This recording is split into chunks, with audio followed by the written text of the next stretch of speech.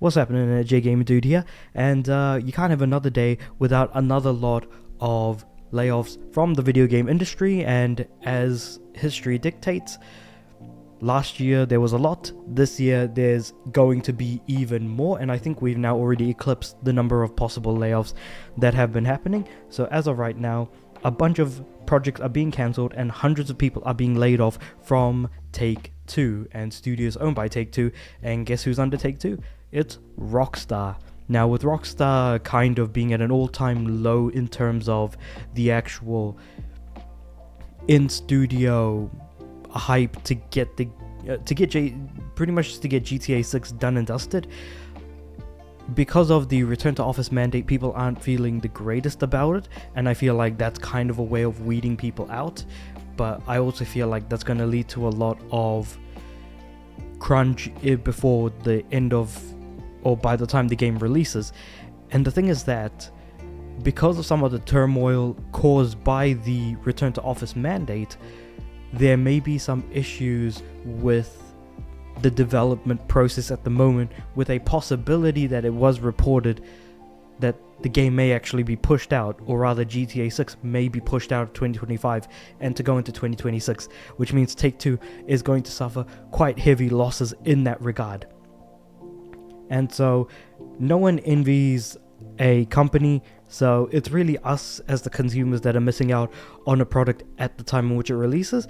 But then again, like, if it were to release later, it's no real loss to us as long as we get it. That's kind of the only really thing that, the main thing to us that really matters as people who kind of, buy games and consume it and all the rest of it. Now, as of recently, Take-Two did actually acquire Gearbox Entertainment, so I do hope that Randy Pitchford and his studio hasn't been hit too hard, as they are currently developing, or who knows how far along they are with regards to Borderlands 4, which I'm very excited to hopefully jump into as soon as it releases. And I mean, they've made a decent amount of games sort of within their individual pipeline after escaping the threat of what Embracer was kind of doing.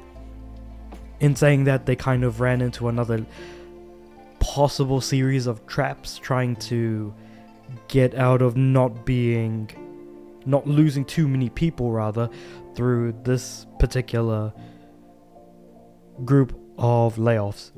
But effectively, what's going to be happening is that it's going to be downsizing. So it's going to be taking its roughly 11,000 person workforce and losing it by about 5%. So if we were to take that number at face value, about 11,000, 10% of that's about 1,100. We halve that, we've got 550. So 550 people are going to be losing their jobs. So that certainly does count for the hundreds.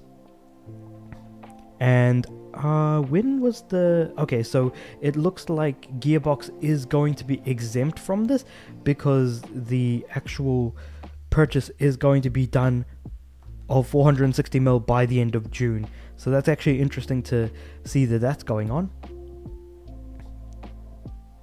Yeah, no, that is incredibly unfortunate to hear that so many people are going to be losing their jobs, and hopefully, they get back on their feet. But with the amount of people that are losing their jobs, and it's probably no surprise, many people have probably already left the industry, especially those that actually had lost their jobs last year with the groups of massive layoffs, and then of course it totaling to about 11,000 people losing their jobs within this industry alone. And with it being such a hotbed of so many people losing their jobs and very little number of people actually being able to keep them, it really hasn't benefited the industry at all. And in fact, it does feel like the industry is shrinking in terms of number of staff in the workforce, but still somehow the amount of money that's going into the industry from us, the consumers or the customers, buying the products, spending the money on DLC and additional microtransactions and whatever, that number of money being spent is still very much ballooning. However, there was a bit of a pop that happened where a bunch of people lost their jobs, or I feel like we might still be very much in the middle of that industry pop of people still thinking that money from pandemic days are actually going to still keep going up and up.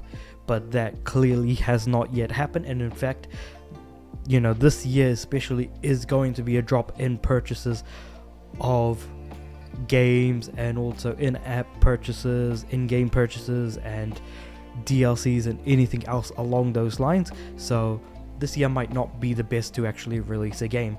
Now, with that being said, will GTA 6 be pushed out to 2026 because of development issues going on at Rockstar, which is Undertake 2, where all of these layoffs are currently happening? Who knows?